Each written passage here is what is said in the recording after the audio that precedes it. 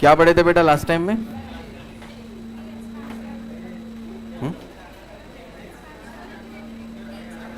Free expansion पढ़े थे क्या? फ्री एक्सपांशन को नोट डाउन नहीं किए थे? ठीक है। सो लास्ट टाइम में हमने फ्री एक्सपांशन लिए थे बेटा। फ्री एक्सपांशन क्या होता है? Without any, yes, that is called free expansion. Note down करो बेटा उसमें। Consider a gas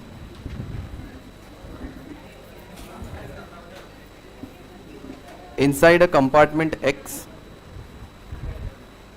Consider a gas inside a compartment X and compartment Y is empty.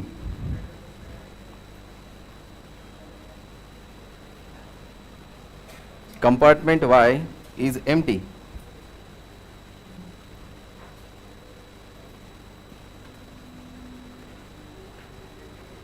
Let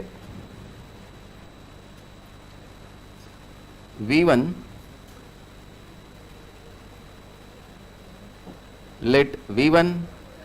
be the volume of compartment X and V1 dash be the volume of compartment Y. The compartment X and Y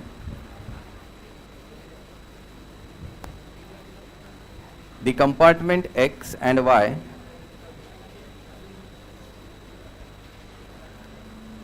is divided by a partition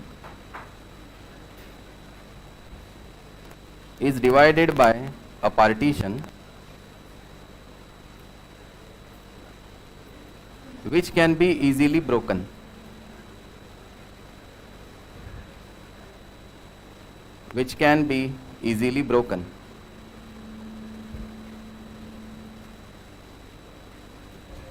paragraph बनाओ। When the partition suddenly broken,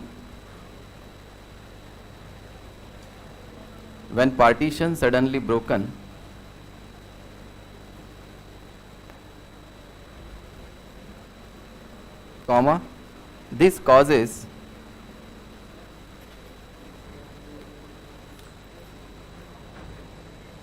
a sudden uncontrolled explosion,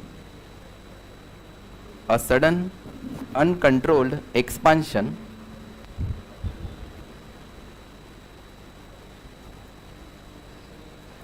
of the gas and its final volume becomes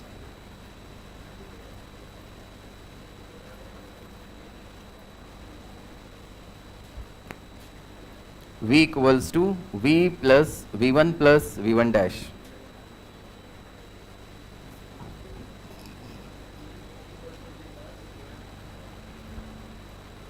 In this case,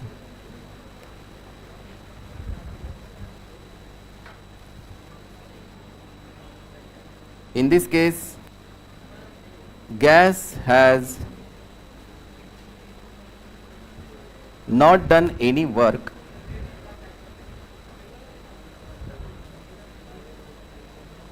as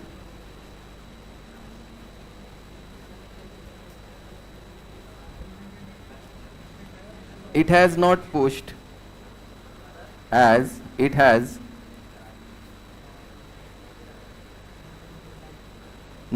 any piston for its expansion.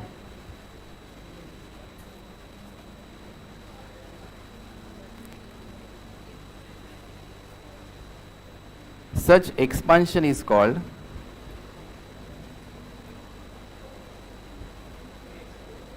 free expansion.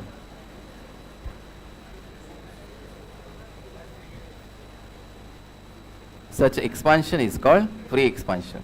तो जब gas expand होती है लेकिन वहाँ पर expansion करने के time में वो कोई भी टाइप का वर्क डन नहीं करती है, तो विदाउट एनी वर्क डन अगर एक्सपेंशन हो रहा है तो ऐसे एक्सपेंशन को क्या कहेंगे बेटा? फ्री एक्सपेंशन कहेंगे। ठीक है, बाद में शुरू होती है बेटा हमारी थर्मोडायनामिक प्रोसेसेस। तो नया हेडिंग देंगे, classification of thermodynamics processes.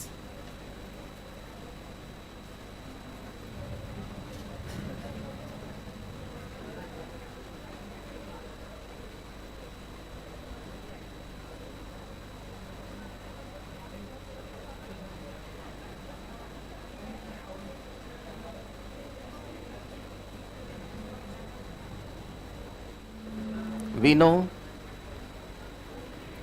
there are different thermodynamic state variables.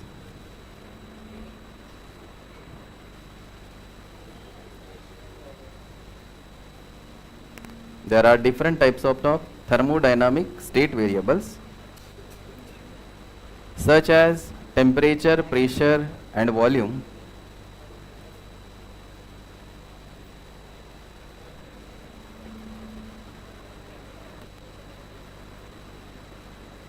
Out of which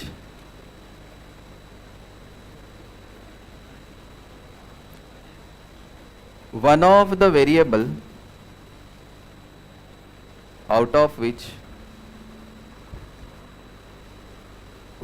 variable kept constant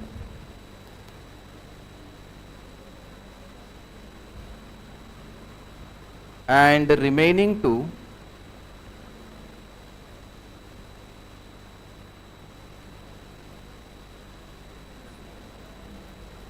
are variable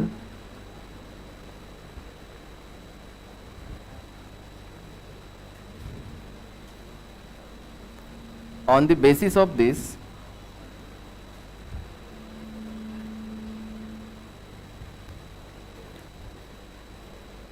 we can explain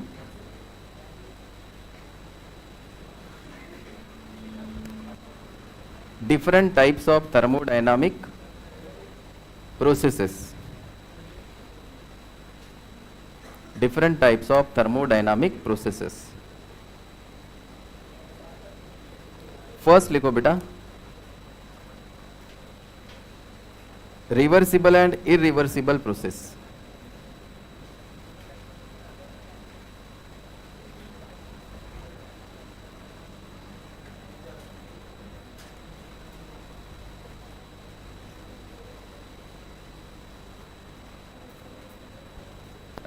reversible process लिखो पहला,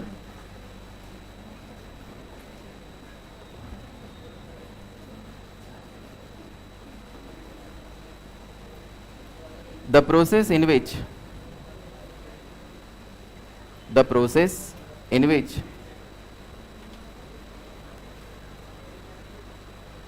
system regain its initial state, the process in which system regain its initial state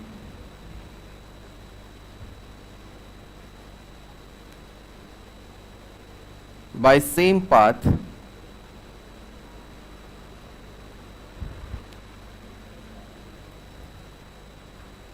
is called reversible process.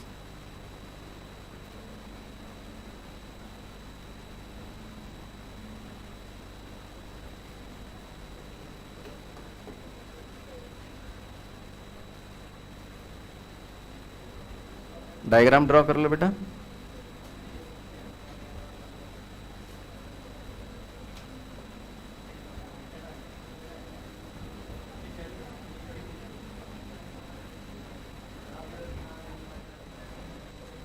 Melting of ice, freezing of water,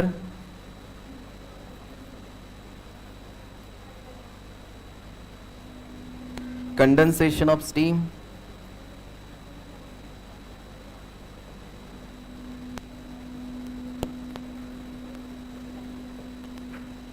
और water vapours, ये सब processes reversible process कहलाती है बेटा।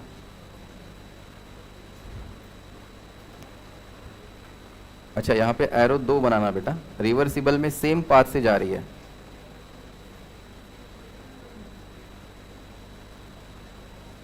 एक जिस पाथ से वो जा रहा है उसी पाथ से वापस आ रहा है, इसीलिए वो अपनी रिगेन करता है स्टेट को सेम पाथ से।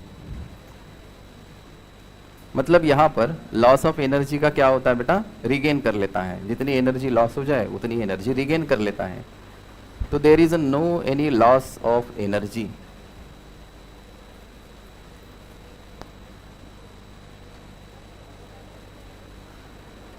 सो रिवर्सिबल प्रोसेस कैसी प्रोसेस है बेटा, जहाँ पे सिस्टम अपनी इनिशियल स्टेट को गेन कर लेता है। जैसे मेल्टिंग ऑफ आइस, आइस बन जाए तो आइस से फिर से वो क्या बन सकता है बेटा, पानी अगर या फिर फ्रीज में रखा हुआ अगर बर्फ है, पानी बन जाए तो पानी का फिर से बर्फ बन सकता है। ठीक है, तो ये जो प्रोसेस है रिवर्सिबल प्रोसेस है। इसीलिए हम जैसे कि फ्रीजिंग ऑफ वाटर है, कंडेंसेशन ऑफ स्टीम है, ये सब एग्जाम्पल बन जाते हैं बेटा रिवर्सिबल प्रोसेस के। दूसरा लिखो irreversible process.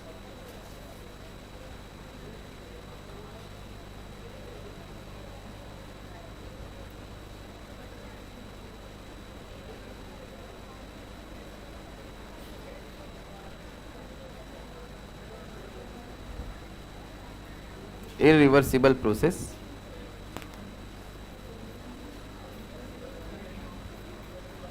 the thermodynamic process, irreversible process, the thermodynamic process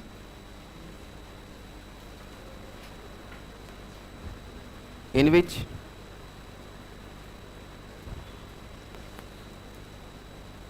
system regains its initial state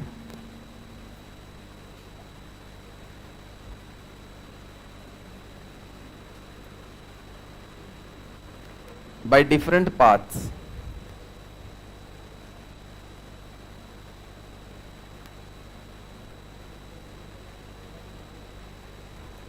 Regain its initial state by different paths is called irreversible process.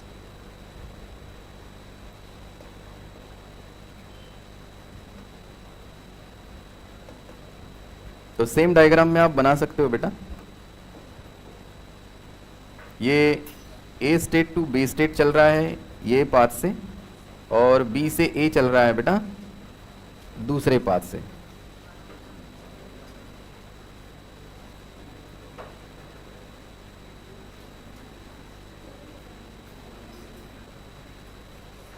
Irreversible process fast process होता है बेटा।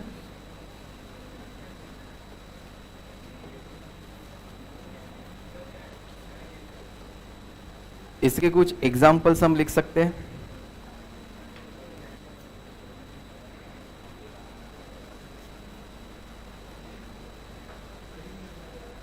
Burning of candle,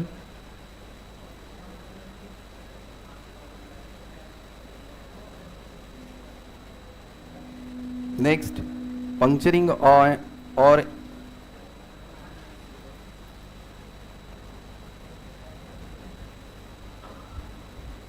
an inflated balloon,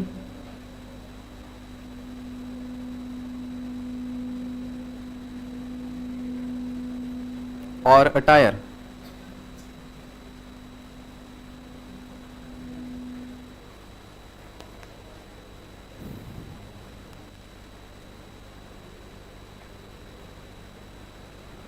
So when they regain their initial state, there is certain amount of loss of energy. इसलिए उनके path कैसे है बेटा, अलग अलग है, तो उसको हम कहेंगे बेटा इरिवर्सिबल प्रोसेस। तो अगर ये क्वेश्चन आएगा तो डिफरेंशिएट करने के लिए बोलेंगे आपको,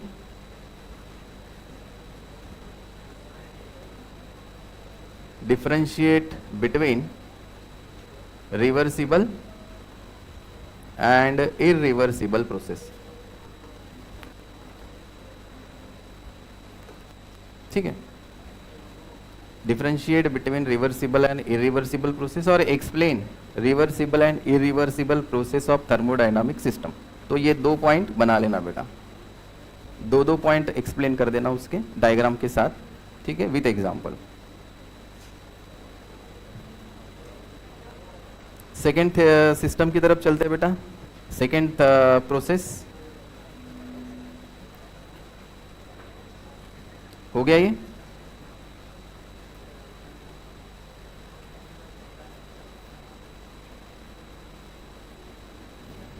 रिवर्सिबल एंड इरिवर्सिबल के बाद आता है बेटा आइसोथर्मल प्रोसेस।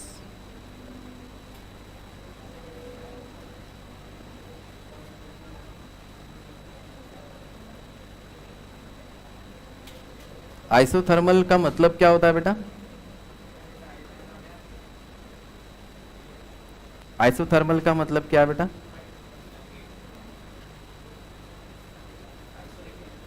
ऐसा प्रोसेस जहां पर yes temperature of the system कैसा होता है? कांस्टेंट होता है, ना ही हीट दी जा सकती है या नहीं दी जा सकती है। तो ऐसे कंडीशन में हम आइसोथर्मल प्रोसेस कहते हैं। तो what is mean by isothermal process? The process, the thermodynamic process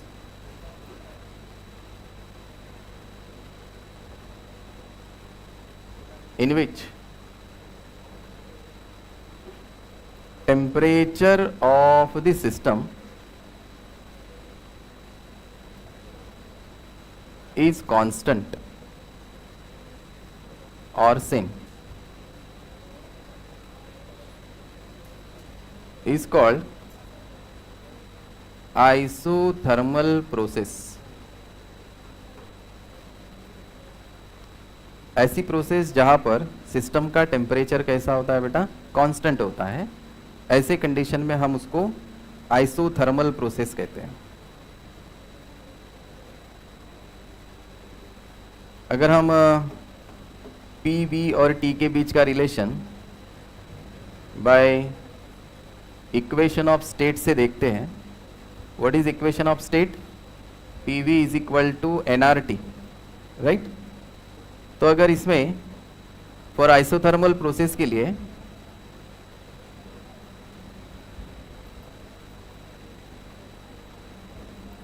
जो T होता है बेटा टेम्परेचर, है ना, वो कांस्टेंट होता है।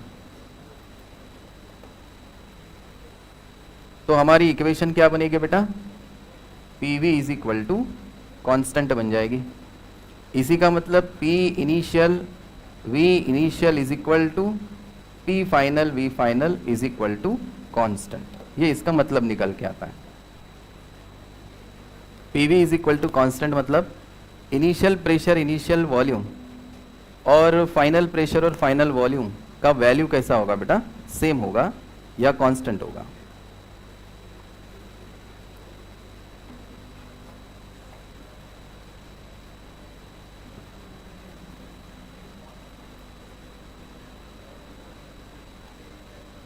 Consider an isothermal expansion of an ideal gas।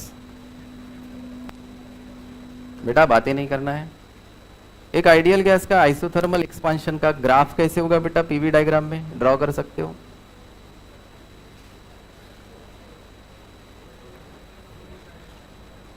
Isothermal expansion of ideal gas graph कैसे होगा?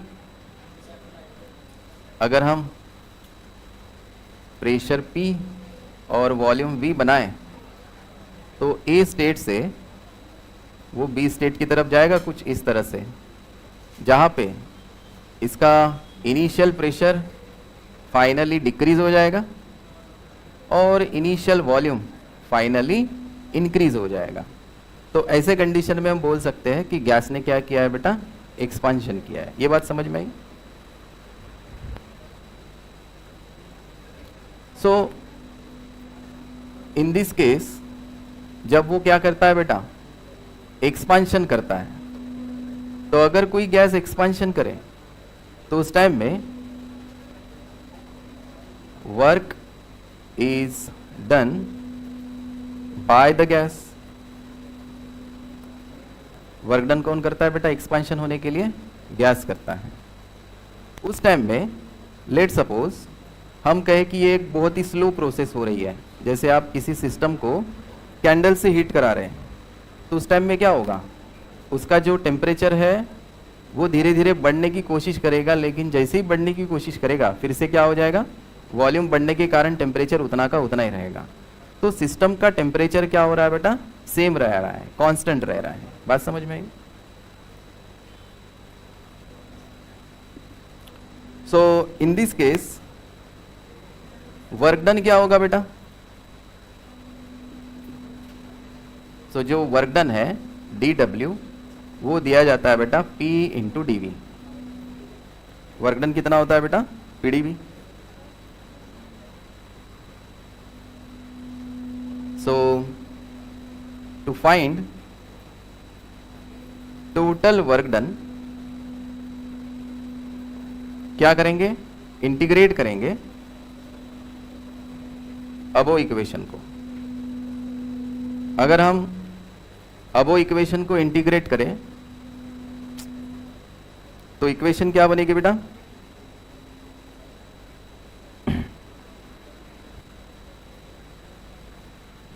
इक्वेशन बनेगी W इक्वल्स टू या dW is equal to integration of PdV।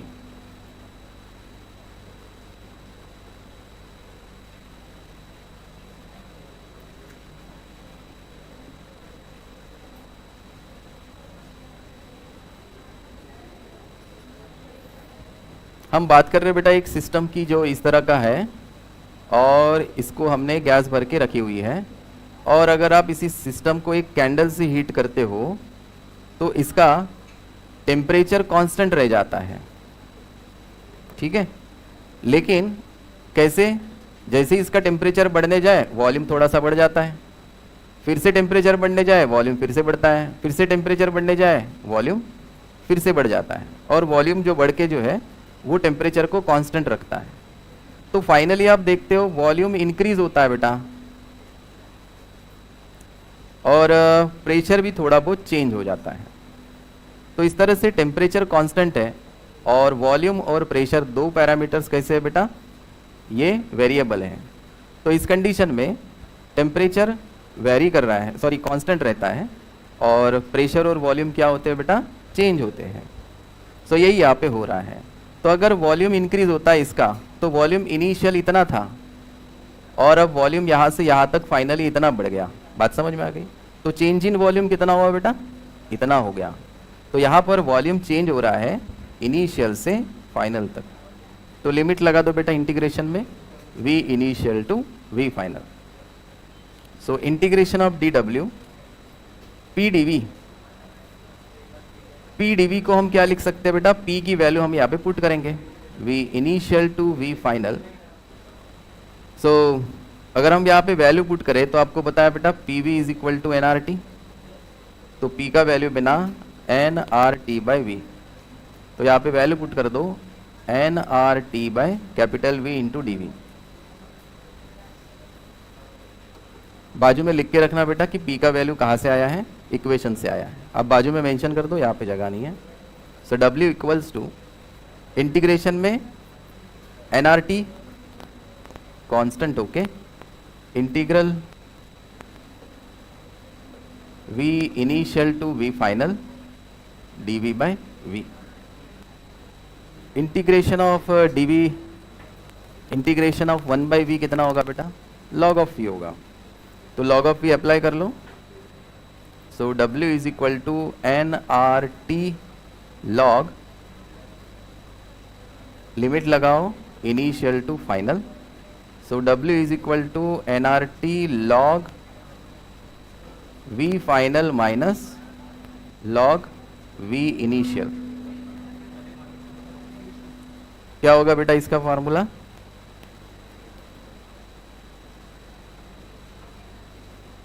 log of m minus log of n, yes log of v final by log of v initial. So w is equal to nRT log v final by v initial. So this is our work done. तो जब भी कोई ideal gas को हम heat देते हैं बेटा, तो वो क्या करती है, एक्सपांशन करती है, और जब वो एक्सपांशन करती है इसका मतलब एक्सपांशन के लिए work done by the gas होता है। तो गैस ने वर्क डन कितना किया बेटा, इतना किया। तो क्योंकि ये प्रोसेस एट आइसोथर्मल प्रोसेस चल रही है, मतलब एट कांस्टेंट टेम्परेचर पर चल रही है, as the process is isothermal. Isothermal का मतलब होगा कि यहाँ पे change in temperature is equal to 0 होगा बेटा। टेम्परेचर होगा अंदर का उतना ही रहेगा, टेम्परेचर चेंज नहीं होगा। इसी का मतलब उसके अंदर की इंटरनल एनर्जी भी तो चेंज नहीं होगी, ठीक है। तो हम बोल सकते हैं कि whatever the heat is given to the system is use only to do work. First law of thermodynamics क्या है बेटा, Q is equal to delta U plus W. तो अगर आइसोथर्मल प्रोसेस है तो चेंज इन इंटरनल एनर्जी नहीं होगा, क्योंकि टेम्परेचर ही चेंज नहीं हो रहा तो इंटरनल एनर्जी चेंज नहीं होगी। और अगर इंटरनल एनर्जी चेंज नहीं होती है, so whatever the heat is given Q is use to do only work. So W का वैल्यू अगर ये है तो Q is equal to nRT log V final by V initial. तो इसका मतलब जब भी हम Q अमाउंट ऑफ हीट किसी सिस्टम को देते हैं एट कांस्टेंट टेम्परेचर, तो वो क्या करता है, उसके वॉल्यूम को चेंज करता है, और वॉल्यूम को चेंज करके वर्क डन करता है। बात समझ में आया बेटा। तो whatever the heat is given to the system at constant temperature is used to change its volume।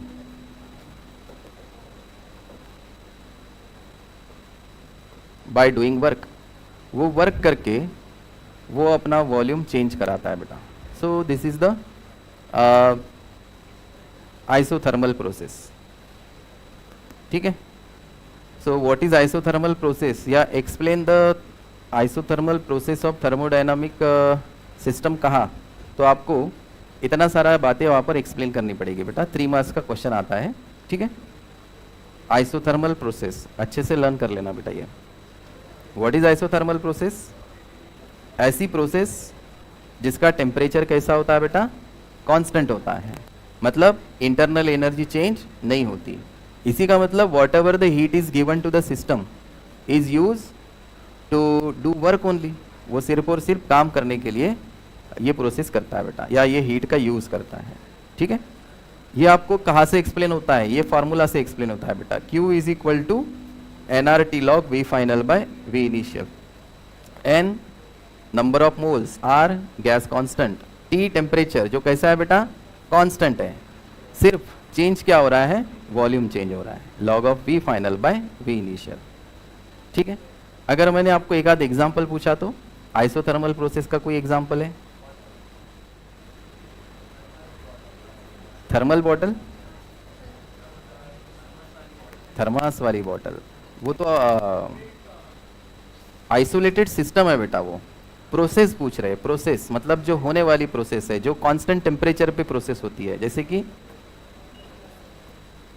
Yes thermos is an isothermal, या फिर एक आइसोथर्मल सिस्टम है, बराबर है, लेकिन प्रोसेस कांस्टेंट टेम्परेचर पे चलने वाला।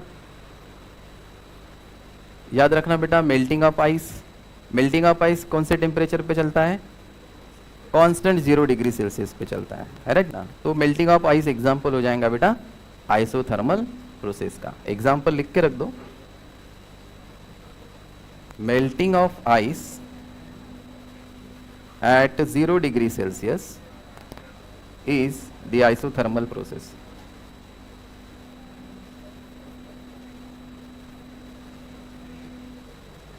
Next,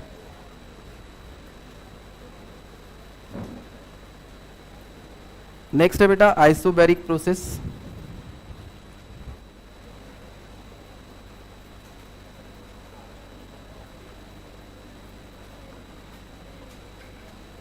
आइसोबैरिक प्रोसेस एक ऐसा थर्मोडायनामिक प्रोसेस है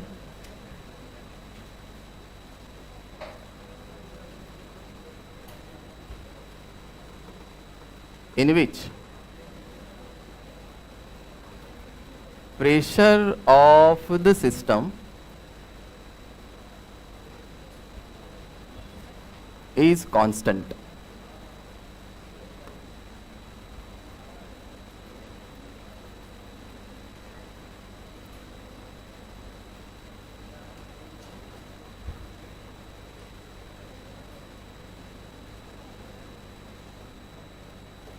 तो अगर प्रेशर कांस्टेंट है तो पीवीटी में से प्रेशर अगर कांस्टेंट है तो वॉल्यूम और टेम्परेचर क्या होगा बेटा, चेंज होगा, वेरी कर सकता है, ये तो इंक्रीज होगा या फिर डिक्रीज होगा। तो ऐसी प्रोसेस को हम यहाँ पे बोलते हैं बेटा आइसोबैरिक प्रोसेस। डायग्राम ड्रॉ कर लो इसके लिए।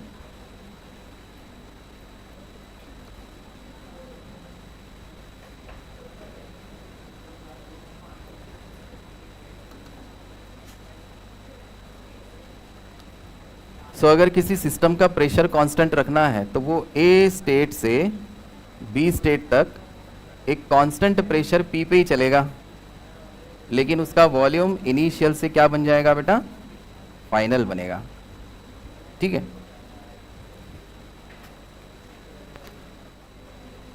यहां पे भी हम एक कंसीडर करेंगे बेटा ideal gas. Consider an ideal gas. यहां पे वॉल्यूम इंक्रीज हो रहा है, मतलब उस आइडियल गैस क्या कर रही है बेटा, एक्सपांशन या कंप्रेशन, एक्सपांशन कर रही है।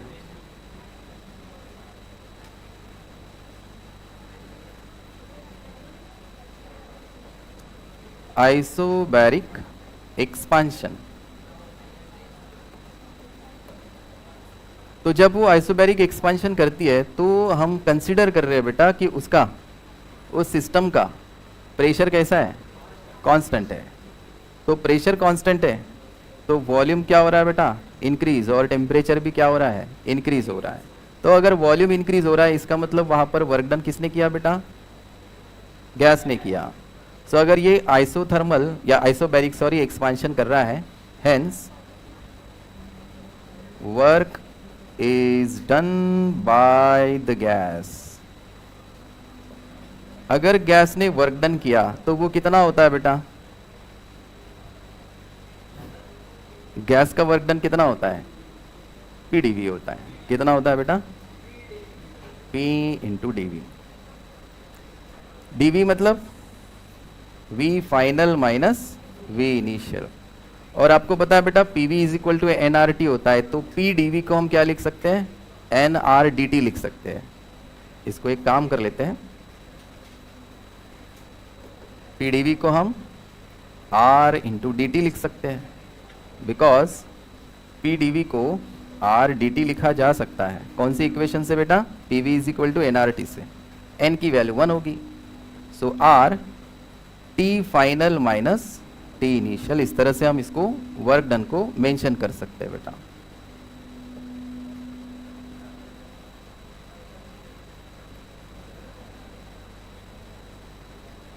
तो जब हम किसी गैस को या सिस्टम को, आइडियल गैस को हीट दे रहे हैं तो वो अपना प्रेशर कांस्टेंट रख के वॉल्यूम को इंक्रीज कर रहा है, तो उसका मतलब वो वहां पर वर्क डन कर रहा है। और साथ ही साथ यहां पर वो क्या करता है बेटा, अपनी इंटरनल एनर्जी को चेंज भी करता है।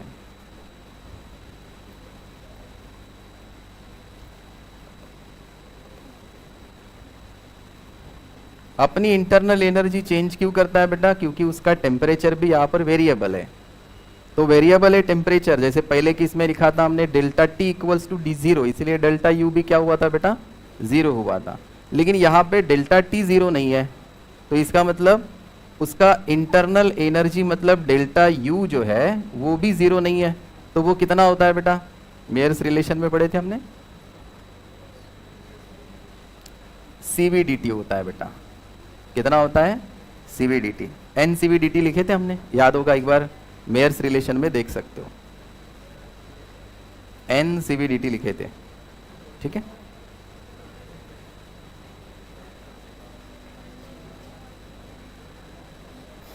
सो अगर यहाँ पे N C V D T लिखे तो यहाँ पे भी एन ऐड कर देना पड़ेगा, ठीक है। यहाँ से P V is equal to N R T add कर देते, ऐड कर दो एन एन, तो यहाँ पे भी एन ऐड कर दो।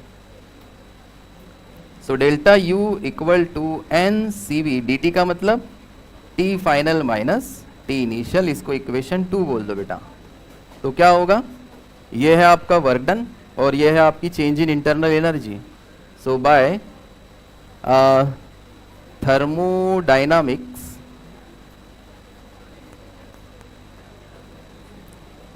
फर्स्ट लॉ क्या कहता है बेटा, Q equals to delta U plus W.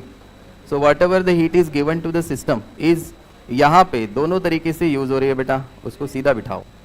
एक इंटरनल एनर्जी बढ़ाने के लिए और साथ ही साथ वर्क डन करने के लिए। उसने कितना इंटरनल एनर्जी बढ़ाया, n C V T final minus T initial plus work done कितना किया बेटा, n R T final minus T initial.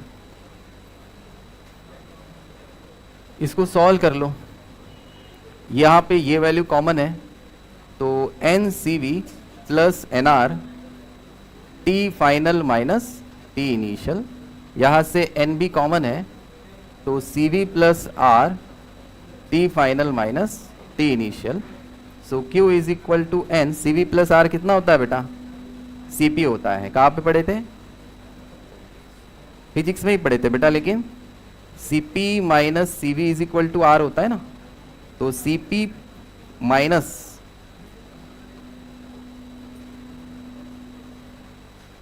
है ना, सी वी प्लस आर, हाँ मेयर्स रिलेशन से लिख सकते हैं बेटा।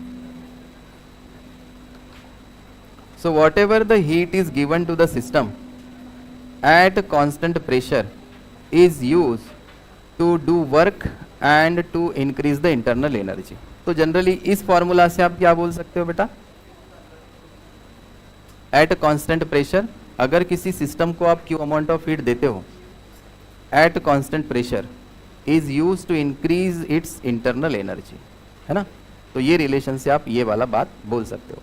तो जब आप आइसोबैरिक प्रोसेस एक्सप्लेन करते हो, isobaric process at constant pressure होता है, जहाँ पर जो भी हीट हम देते हैं उससे सिस्टम का प्रेशर कांस्टेंट होता है लेकिन उसका इंटरनल एनर्जी इंक्रीज होता है। रुक जाते हैं बेटा यहाँ पे।